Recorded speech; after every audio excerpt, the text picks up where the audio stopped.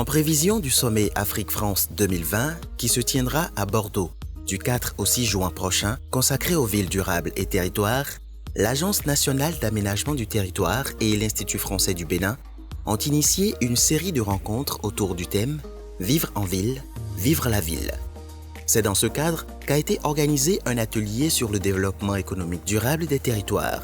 L'atelier développement économique des territoires est issu d'un long compagnonnage avec l'Agence nationale d'aménagement du territoire, l'ANAT, puisque maintenant depuis un peu plus de 2 ans, nous réfléchissons ensemble à plusieurs thématiques. Et cette année, en 2019, nous réfléchissons à la façon de mettre en œuvre les projets de territoire imaginés pour les différents pôles du Bénin. Pour le directeur général de l'Agence nationale d'aménagement du territoire, ANAT, Salomon Okiri, l'urbanisation galopante que connaît l'Afrique et le Bénin impose de nouveaux choix stratégiques en matière d'aménagement du territoire, incluant un développement économique durable.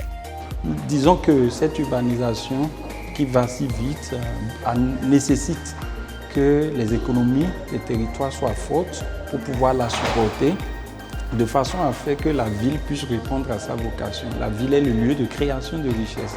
Il faut aujourd'hui que l'aménagement du territoire puisse apporter sa contribution pour fortifier l'économie des territoires. C'est ça qui justifie que dans la politique nationale d'aménagement du territoire, la question de l'économie des territoires est un axe essentiel. À cet effet, l'ANAT, en relation avec les collectivités locales et le secteur privé, développe des projets de territoire concrets.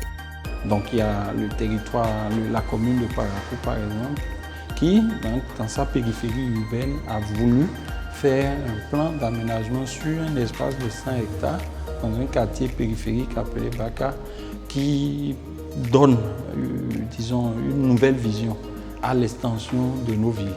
Il y a également la commune de Grand Popo, qui est une commune frontalière à la porte d'entrée du Bénin au Togo, qui a un projet donc, de point d'attractivité, de compétitivité sur l'espace frontalier. Ce projet vise à organiser toutes les fonctions de mobilité, de transport, logistique, fonctions marchandes, au niveau d'un espace de 10 hectares aujourd'hui. Mais le développement économique des territoires passe nécessairement par un renforcement de la collaboration entre les pouvoirs publics et le secteur privé. Venus de France partager leurs expériences avec leurs homologues béninois, certains acteurs ont présenté des dispositifs qui ont déjà fait leurs preuves dans l'Hexagone. Concernant la Société d'économie mixte, SEM, Hervé Karanob en explique le principe et l'intérêt pour le développement économique d'un territoire. C'est une société de statut privé, la SEMPRO est une SA, dont l'actionnaire principal est une collectivité.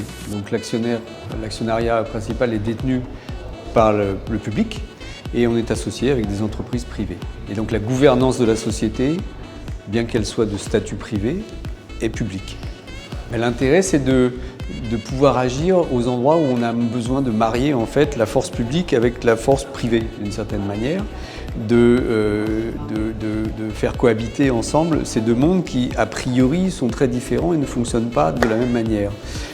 Et donc c'est très pertinent dans le cadre de projets d'aménagement, dans le cadre de gestion d'équipements publics par exemple. Le développement économique d'un territoire est lié à celui des entreprises qu'il abrite. Cette question a également été au cœur des échanges.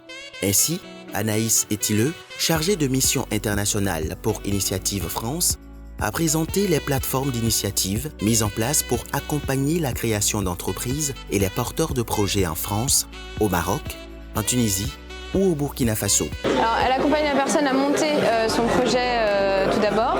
Ensuite, elle l'aide à définir ses besoins financiers.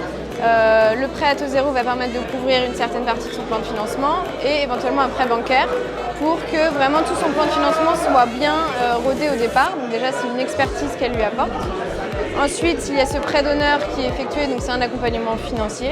Et ensuite, un parrainage qui peut être mis en place et aussi un suivi d'indicateurs de santé économique avec les salariés de l'association. Ces dispositifs ont fait l'objet de nombreux échanges entre les participants concernant leur adaptation aux réalités béninoises.